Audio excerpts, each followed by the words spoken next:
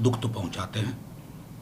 हर मौत दुर्भाग्यपूर्ण है, गई जिंदगियां वापस नहीं आती। लेकिन अभी भी मैं मान रहा हूं कि रिकवरी हमारे यहाँ थोड़ा सुकून देती है। लेकिन अब इस फेज़ के बाद एहतियात लॉकडाउन के अलावा हमारे लिए आवश्यक है कि हम टेस्ट का दायरा बढ़ाएं, वो वैज्ञानिक आधार तैयार करें जिसके आधार पर प्रेडिक्टेबिलिटी संभव हो, वायरस के स्प्रेड के नेचर को समझें, एक्सटेंट को समझें, और उसी के बाद हम कंप्लीट जिसको कहते हैं कंटेन करना और इस पर विजय प्राप्त करने को हम सोच सकते हैं। एमएचएशन इशू किया कि शॉप्स कहाँ पे बंद हैं, कहाँ पे खुलेंगी। उन्होंने बताया कि जो मार्केट में जो शॉप्स हैं, शॉपिंग कॉम्प्लेक्स में, वो रिमेन क्लोज रहेंगी और दूसरी जगह पे। देखिए, मुझे थोड़ा सा बस ये अभी जाहिर है कि बहुत विपरीत परिस्थितियां हैं।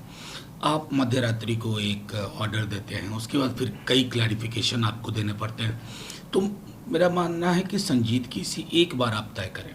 और आज भी हमें उम्मीद थी, कल जब एमएचए की ओर से गाइडलाइन आई, तो कहीं ना कहीं मैं सबसे ज़्यादा इस बात को लेकर के परेशान हूँ, क्योंकि सैकड़ा कॉल प्रतिदिन आते हैं देश के अलग अलग हिस्सों से, प्रवासी मजदूरों के। उनके लिए कुछ कुशन ढूंढना, कुछ व्यवस्था ढूंढना, मैं समझता हूँ फौरी तौर पर हमारी आवश्यकता है। इसको बहुत दिन तक नज़रअंदाज नहीं किया जा सकता। कांग्रेस प्रेसिडेंट ने बोला कि जिस तरीके से इकोनॉमिक क्राइसिस जो है सब लोग देख रहे हैं, एमएसएमई को लेके 5 आइडियाज उन्होंने दिए हैं, आप कैसे देखते हैं? देखिए, एमएसएमई हो, फौरी तौर पर सोनिया जी कह रही हैं, देश के तमाम वो लोग जो आर्थिक मामलों के जानकार हैं वो कह रहे हैं, क्योंकि कमर इस कोविड से पहले भी बहुत परिस्थितियां अच्छी नहीं थी। कोविड ने बिल्कुल कमर तोड़ दी, ना सिर्फ एमएसएमई सेक्टर की, जो एक व्यापक और संगठित क्षेत्र है।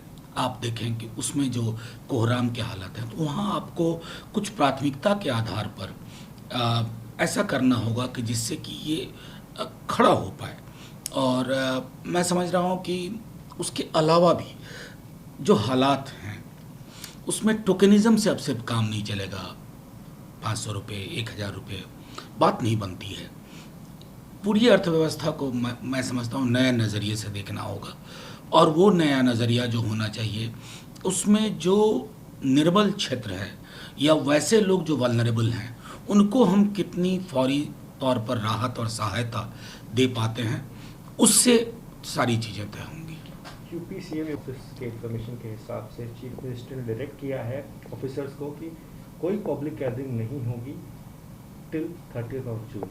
देखिए, जाहिर तौर पर मैं बार बार इस बात को कहता हूं कि हर राज्य को पता है कि उनके यहाँ क्या चीज़ें, ये लड़ाई महामारी के खिलाफ राज्यों में लड़ी जा रही है। तो बंगाल को पता है कि क्या करना है, उत्तर प्रदेश को पता है क्या करना है, केरल को पता है क्या करना है। मैं समझता हूँ उस दृष्टिकोण से हमें देखना चाहिए कि जाहिर है उनके पास डेटा है, उनके पास एविडेंस है। और बीते दिनों में हमने देखा कि थोड़ी बहुत रियायत की बात हुई तो पूरा गाज़ियाबाद बॉर्डर लगभग जमावड़ा सा वहाँ लग गया था। तो जाहिर तौर पर उससे दिक्कत तो होती है।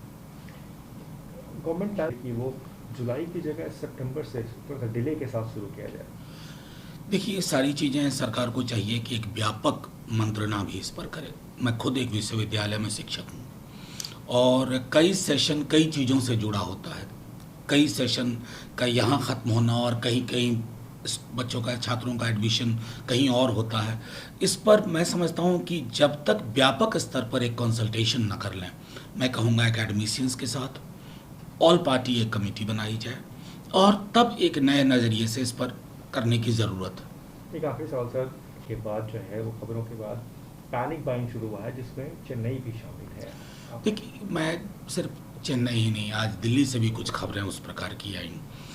देखिए, लॉकडाउन की अवधि लंबी होती जा रही है, लंबी है, और मतलब अगर मैं कहूँ तो निम्न मध्यम आय वर्ग के जो लोग हैं वो कितना राशन और कितना सामान सहेज करके रखें। तो जाहिर तौर पर जब थोड़ा बहुत भी होता है तो लोग पैनिक परचेज करना शुरू करते हैं।